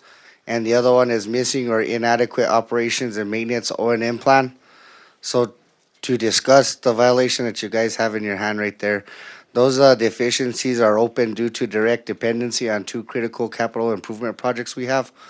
Number one, it's the SCADA system upgrade. That affects the deficiency 005P that's mentioned in the notice of violation. It's a full SCADA installation and programming is required to correct the alarm and auto shutdown deficiencies. It just includes the integration of the new Allen Bradley control panels and the programming of the filter to waste and the shutdown logistics of the programming. And the other one is the filter bed rehab and SCADA. So what we need to do is we need to finish the filter bed project, which we're still on track for January. We're on track for January to finish the SCADA project. The second deficiency, of course, is operation manual. We're working right now to submit a partial updated O&M plan, but we cannot fully submit an O&M plan until we have the SCADA fully operational and we have the filter bed operation, because the filter bed does require the new media, it requires the new backwashing, it requires everything that's pretty much manufacturer specification, as well as other items that are going to be put in the O&M manual for SCADA, which is part of the manufacturer specification and what's going to be tied to that. So as far as this violation goes, they're two monetary things. They don't have nothing to do with the treatment process, which we're still on track for that. But one, we do have a partial system. It's been an auto dialer. We do utilize it. It's been utilized for years. But during this time of the sanitary survey, we weren't able to complete the project within time. So that leads us to this violation here. And we can't do the other violation without this violation being corrected. So in the NMFA eyes, their project, the SCADA project, it's not due till November 31st. That's their deadline. We were on track Unfortunately, things just got mixed up with, not mixed up, but things just intercollided with each other as we were working on the SCADA project and new things are coming online. So the more projects we have, the more operations that happen, the more things we have to endure. So this one right here, the remediation of it is we're improving operational reliability and we're ensuring full compliance with the state. And I did want to bring that to you guys because we do have to mail them out to everybody. And I did want to be transparent and let everybody know that this is what this violation is going to be for.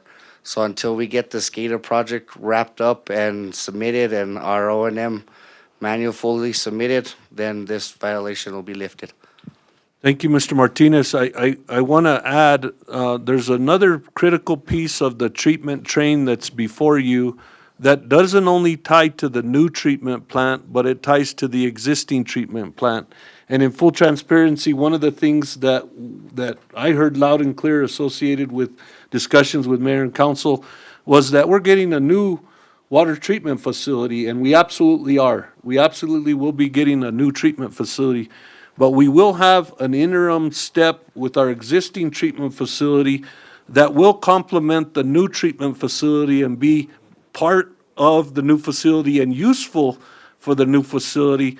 And so, and that ties to specifically treating, and I'm gonna go back to Mr. Martinez and Mr. Freeman. Maybe we'll start with Mr. Freeman and then I'll let our Director Martinez talk about it. But what I would like, Mr. Freeman, if you'd specifically speak to the GAC system, why it's helpful and essential to the existing treatment facility and how that piece of equipment will tie into the new treatment facility and the process train, and also tie into compliance for, current factors that we test for, but also emerging contaminants that may come forward. And I see nodding, so I think we'll maybe get some feedback from Jonas as well as Mr. Martinez, just for clarity.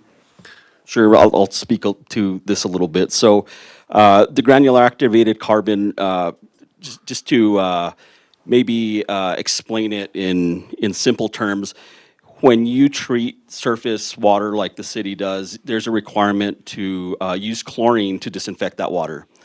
When you have chlorine and you have organic carbon that's coming off of the mountain, like from ash from the fire and other things like that, that organic carbon reacts with the chlorine and creates these disinfection byproducts.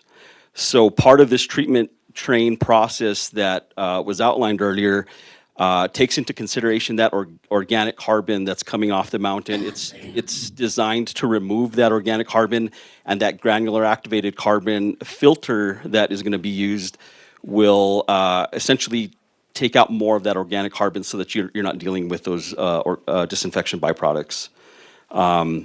It's a credit to the Plexos Group and all of their partners.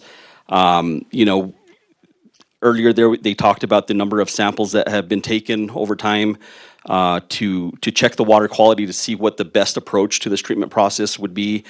They've done an excellent job. They've gone out after rainstorms to collect water. That way it's turbid so that we can see what the actual water that is going to be treated is going to be looking like for this new process. So they've done a great job.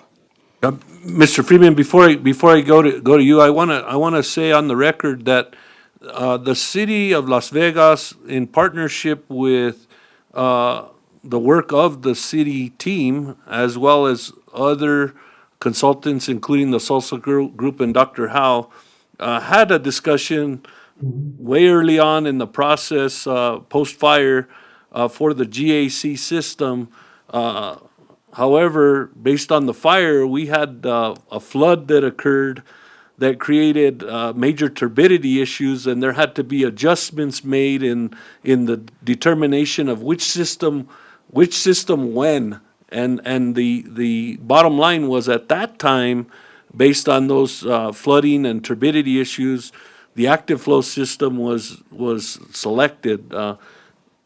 but I do want to acknowledge that Mr. Martinez, his team, and our other team at the city had discussions, and we even have submittals that were made through the FEMA public assistance process to garner resources specifically for the treatment facility, temporary and not on the FEMA side, but on the FEMA side for the temporary facility. So I know there'll be some other comments that may be made associated with the constant pursuit of those funds. But Mr. Freeman, you want to speak more on the new process train and GAC as well? Yeah, what I'd like to say is we're currently in the design phase, so probably mid-January, we'll be able to give you schematics and show you where these vessels will go. But when we looked at the process train, it's being designed for a certain capacity with the capacity to grow. So the thought was, and with GAC being a part of this process train, initially you're going to have half of that train, right, in the beginning to reach the 1.8.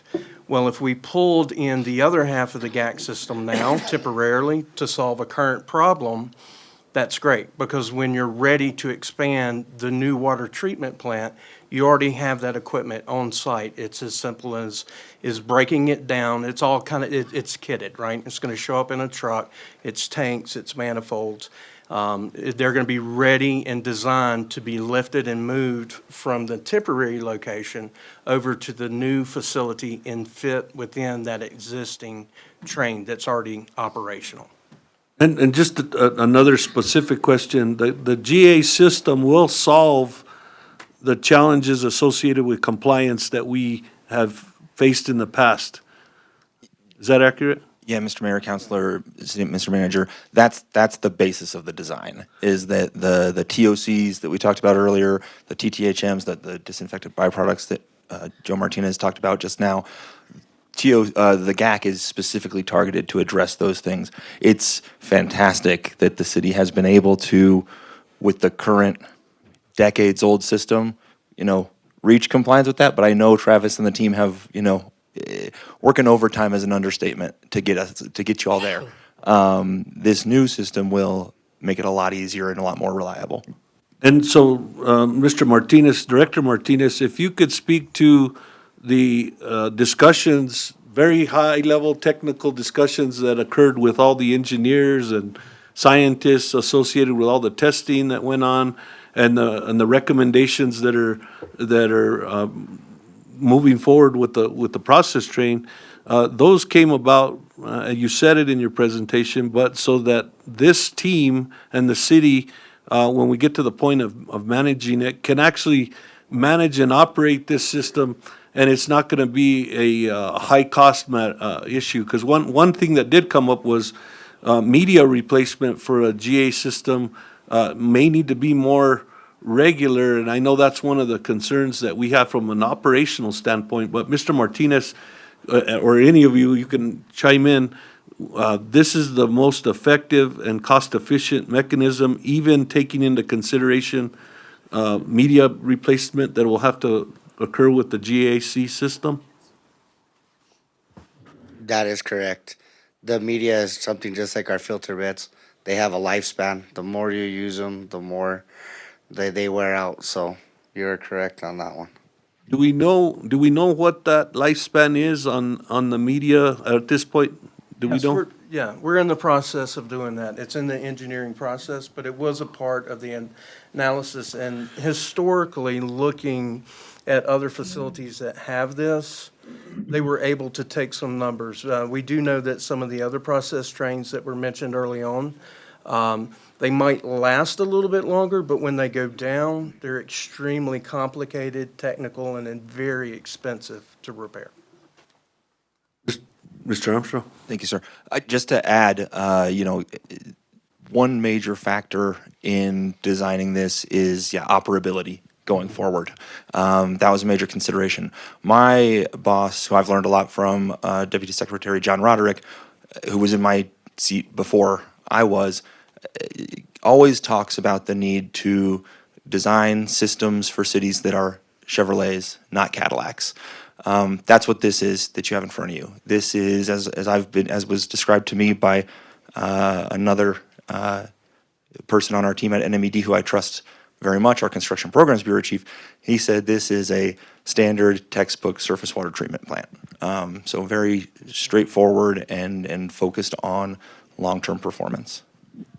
So just on that point, we're going to be evaluating collectively and also the city individually, other similar water treatment facilities of similar size and scope so that we can understand what we're getting into, but also understand that we want to keep costs, as you state, in the Chevrolet, not the Rolls-Royce area, but that it'll be effective and efficient. So the last word, before we stand for questions from Mayor and Council, I give to our director of our water department, water and wastewater, Mr. Martinez. Can you speak to your feedback, other comments that you want to add relative to this process train and confidence that you have that this process train is what we need? Yeah, Mayor, Council. So working with Plexus and the state and my staff, we were able to go over all the different treatment trains, and I do give Plexus and the state a lot of kudos for actually taking a lot of my advice.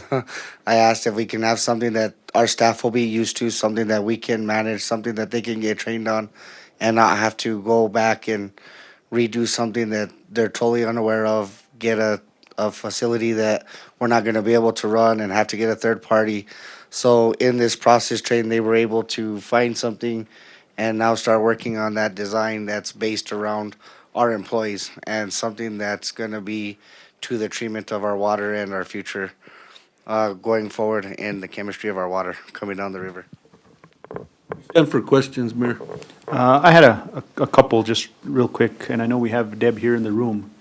I just want to make sure, and I know, I've had questions as far as the GAC, but I know the GAC that we're talking about is temporary, and I know the federal delegation, our state delegation has really, really pushed that we maximize our recovery dollars and through the, and we're looking at public assistance. So I'm just making sure that GAC, and I know the state has their procurement, but I know with FEMA, the strict guidelines they have with procurement, and I just want to make sure, do you know that, as we're moving forward on some of these projects that we're able to, because the GAC as we're putting it now is a temporary system, technically under FEMA rules. Is this going to be, is the procurement being followed right now that we could maximize our recovery through public assistance? And I don't know if Deb, if you've been a part of that, or I don't know if Chad, because you guys work a lot of FEMA disaster stuff, right, Chad? Yeah, I don't think, Deb, this is not gonna be a PA because of the nature of the vessels. Well, I'll let you speak. I think that, You gotta push the button. I think back in August of '24, actually, we proposed the GAC system, and we worked with FEMA PA. I think that it is something that we could present to FEMA PA, and if not FEMA PA, the claims office. But I would suggest that we take a shot to try and maximize the recovery and not eat into the 98 million. I don't think it's going to be something that'll take a very long time to get an answer on.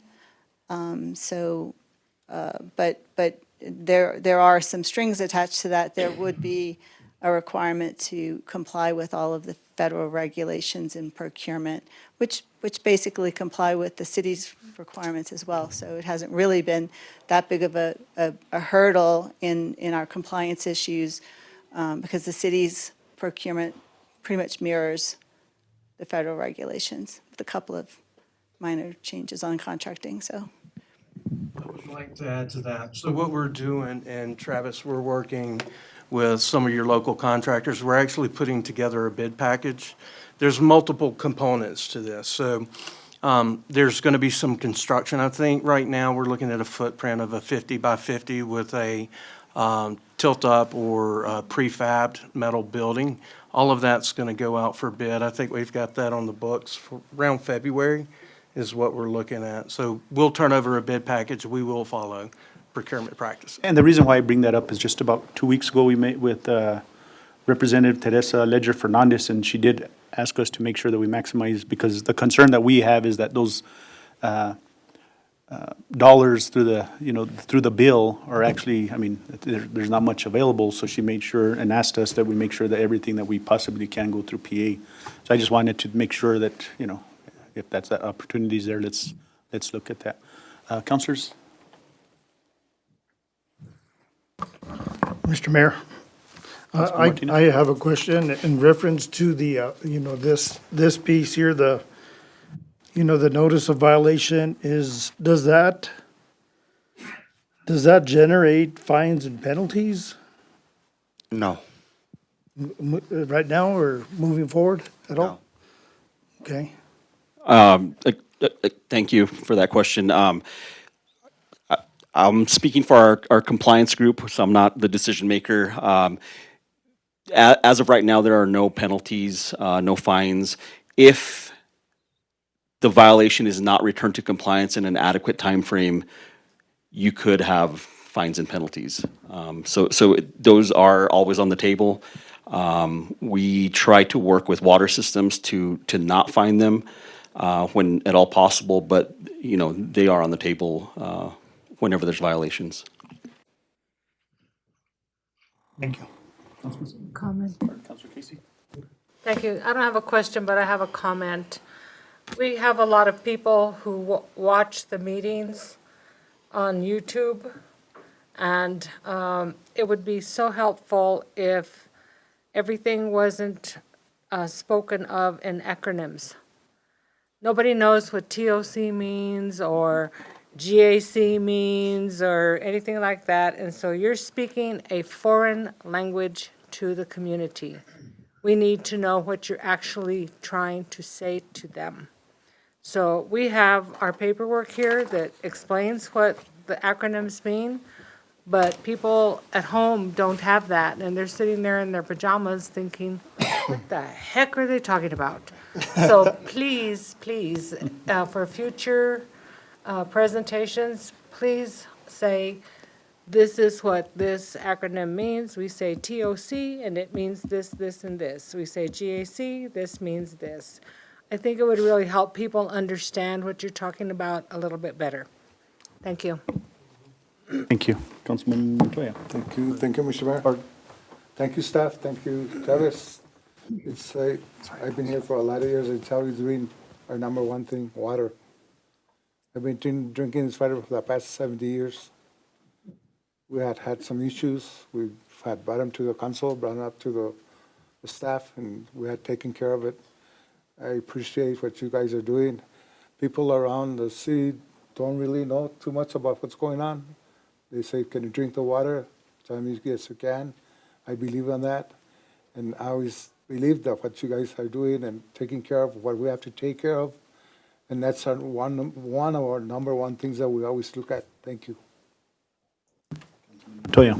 Real quick, I just want to say thank you, Mr. City Manager, for bringing this to light.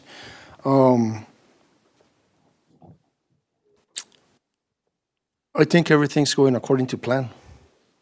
I mean, I've attended a few meetings, and the discussions are coming alive as to what the plan is. And I'm sure sooner or later, the selection of the plant itself will come to mayor and council. I understand what Councilor Casey is saying, but you know what? We were criticized for not being transparent with the public about things that we were doing the last 5 years, 10 years. So, this is part of all the transparency. I know that the previous mayor, when we went through the COVID and the pandemic, and we're having meetings from home and on Zoom and this and the other, we brought up the idea to have it on YouTube. And here we are on YouTube letting the public know, what's going on with their water system, with City Hall. The city manager spends a lot of time on this preparations. So I hope that at the end of the day, the public really is being informed. And we don't have our hands tied, and we are doing what we should be doing, and we are moving forward. And this is a big project. This is probably the biggest project Las Vegas has seen in a long, long time. And it will take some time.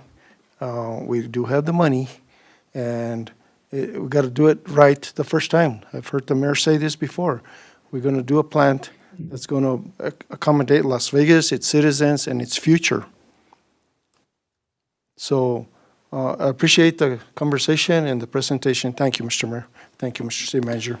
Thank you, Councilor. And to add to that, and I know Jonas, in the, well, to the state and Plexus and anybody watching that, I think, you have the assurity that the city does not want to delay anything whatsoever. I just believe that you saw a couple slides there, and what our community has been through, the questions that we get asked and the pressures that are put upon us. Again, we want to do it right the first time, but also ensure that the community knows where those dollars went. And, there's never an intent of delay or anything. We just want to make sure we have those answers, because at the end of the day, the community is going to scrutinize us, and they're going to put us to the fire, and we have to answer for that. So I hope you guys, take that, or understand where we're coming from when some of those questions are asked. But again, thank you. The commitment is there. I think it's been, it's not 100% always an agreement, but there's the respect, and we appreciate that we're moving forward, and that's what matters most. So thank you, guys. Thank you. Mr. Mayor. Councilman? Mayor, if I may, just one more question. During all this process that's taking place, I guess I always want to make sure and be certain that our water is never compromised to the general public. And if I could just have you guys just state that for, Yeah, that's an excellent question. I think it's, given, what the community's been through, and we saw a slideshow that kind of reminds us of what happened several years ago. It's understandable that the community would question that, but I can say with 100% assurity that I drink the water when I come to visit my family that lives here in town. And the other thing that I would say is that if the water was ever compromised in any way where the community shouldn't drink the water, the city has an obligation to notify the public through a public notice process that's required by regulations. On top of that, the Environment Department sends out press releases. We try and provide information so that the community can make decisions for themselves whether or not they should be drinking that water. So we take this very seriously. If the water's ever compromised, we would take action, and we would notify the public. thank you. Thank you. Thank you, guys. Thank you. So with that, I just entertain a motion for a 5-minute break. A motion by Councilman Martinez, second by Councilman Ulibarri. Roll call. Counselor Casey? Yes. Counselor Martinez? Yes. Counselor Olivari? Yes. Counselor Montoya stepped away. Thank you, Mr. Mayor. Motion carries. We'll be back in 5 minutes.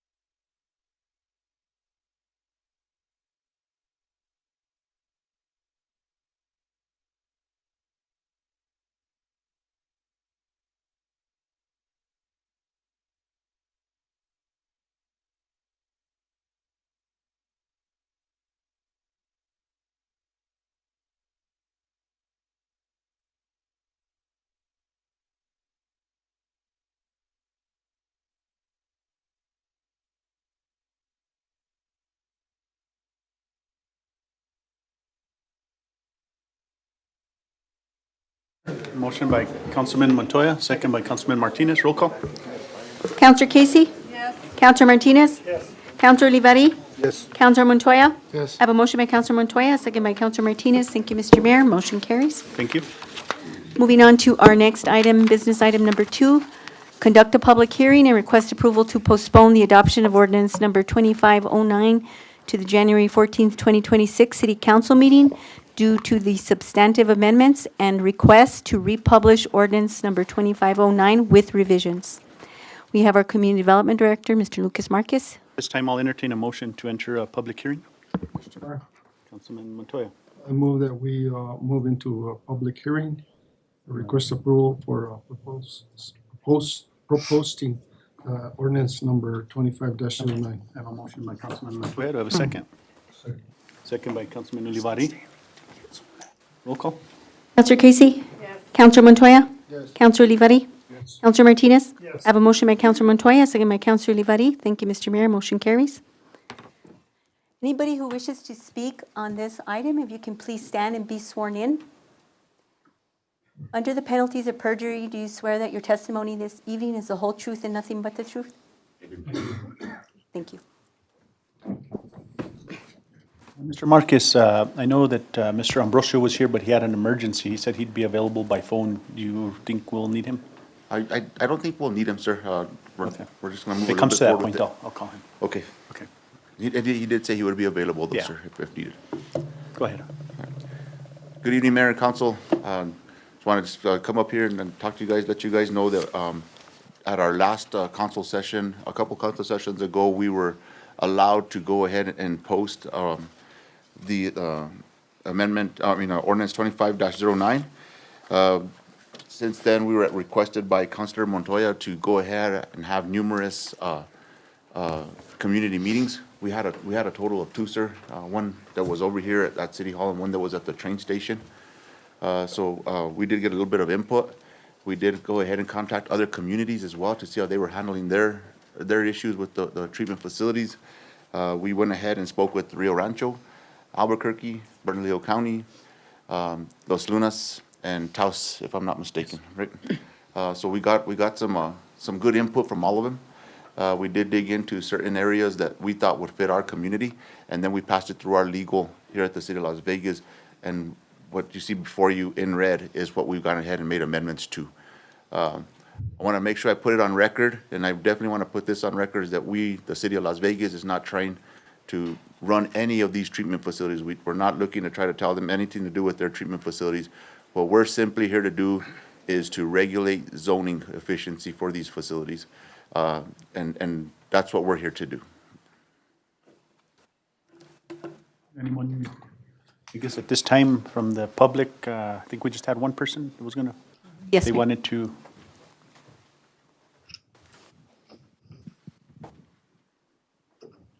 It's up to you. I better hear so the camera gets.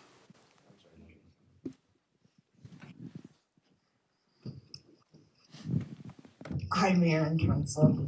Karina Laszlo Henry. I appreciate the opportunity to weigh in.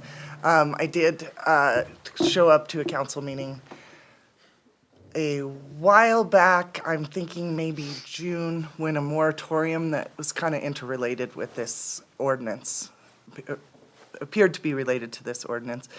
And I showed up when you all voted to publish in the current form. And I spoke against it both times, and I'm here again. And one way not to have me back next month would be to vote it down. So I'm here again, not supporting either the version that was published to be heard for a public hearing to be passed tonight, or to also speaking against the publishing of the current form for this. I do appreciate that your community development director and yourselves as elected officials, I know I reached out, got the community together to discuss these things and had the courage to go back to the drawing board and see, can this thing be improved? I'm of the opinion it can still be improved.